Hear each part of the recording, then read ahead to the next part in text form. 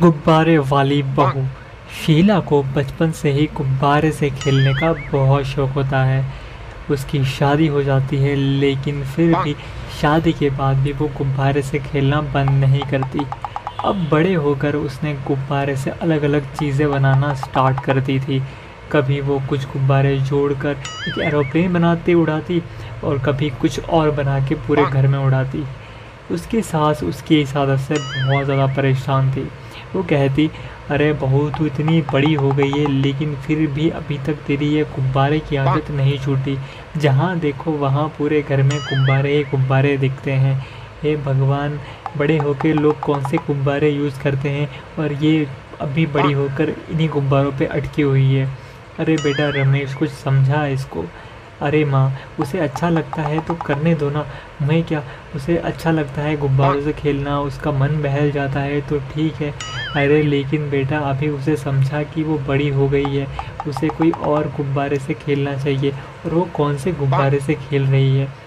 अरे अम्मा, कौन से गुब्बारे की बात कर रही हो आप? हे भगवान, जैसी पत्नी वैसा पति।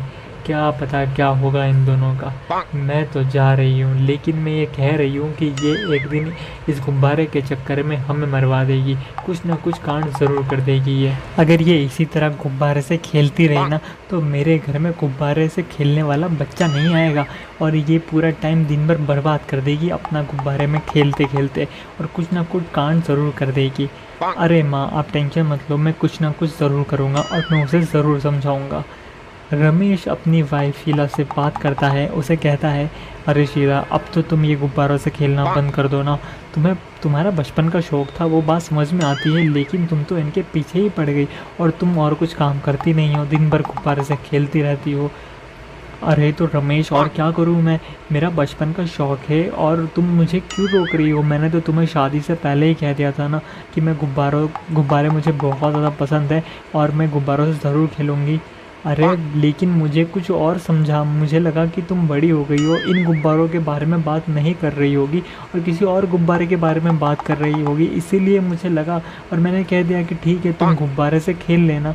मैं तो कुछ और ही समझ रहा था। मुझे लगा शादी के बाद जो गुब्बारे लोग यूज़ करते हैं, तुम उसकी बात कर रही होगी।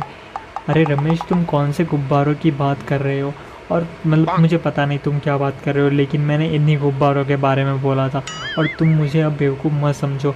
अब तुम अपनी ज़ुबान से पलट रहे हो, जो कि बिल्कुल भी अच्छी बात नहीं है। अगर तुमने मुझे गुब्बारों से खेलने से मना किया, तो मैं ये घर छोड़ के चली जाऊँगी, और तुम्हें तलाक दे दूँगी। हे भगवान, अब इसको कौन समझाए और कैसे समझाए?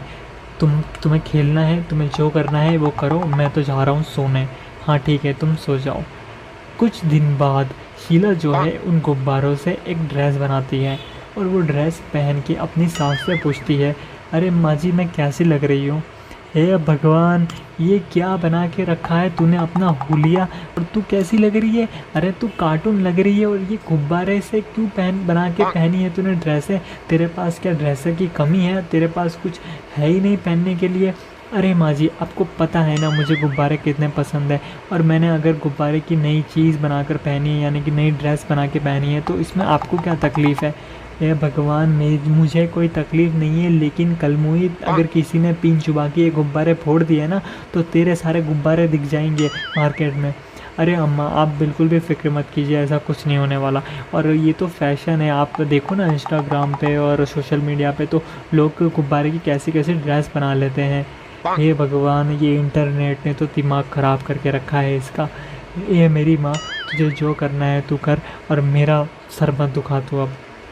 ये सब कुछ सुनने के बाद शीला वहाँ से चली जाती है, और मार्केट चली जाती है। कुछ दूर चलने के बाद गुब्बारों की वजह से शीला जो है वो आसमान में उड़ने लगती है। ये जब बात रमेश को पता चलती है, तो वो कैसे भी करके शीला को उतारता है नीचे, और उसके बाद उसे घर लेकर आता है। और उसके बाद उसकी सास उससे कहती है, बेटा, तुझे जितना गुब्बारों से खेलना है ना, तू घर में ही खेल लिया कर, लेकिन ये बाहर मत ले जाया कर। तुझे पता है ना, आज तू मरते मरते बची है। शीला कहती है, माँ जी मुझे पता चल चुका है कि मेरे गुब्बारों की वजह से आप लोगों को कितनी तकलीफ़ होती है और आज तो मैं खुद मरते मरते बची हूँ और आज के बाद तो मैं कसम खाती हूँ कि ये गुब्बारों को मैं हाथ भी नहीं लगाने वाली और अपने घर परिवार को संभालूंगी और अपने वंश को आगे बढ़ाऊंगी और ये आज से मैं गुब्बारों से खेलना ही बंद कर दूंगी। और उसके बाद शीला को जो है अकल आ जाती है।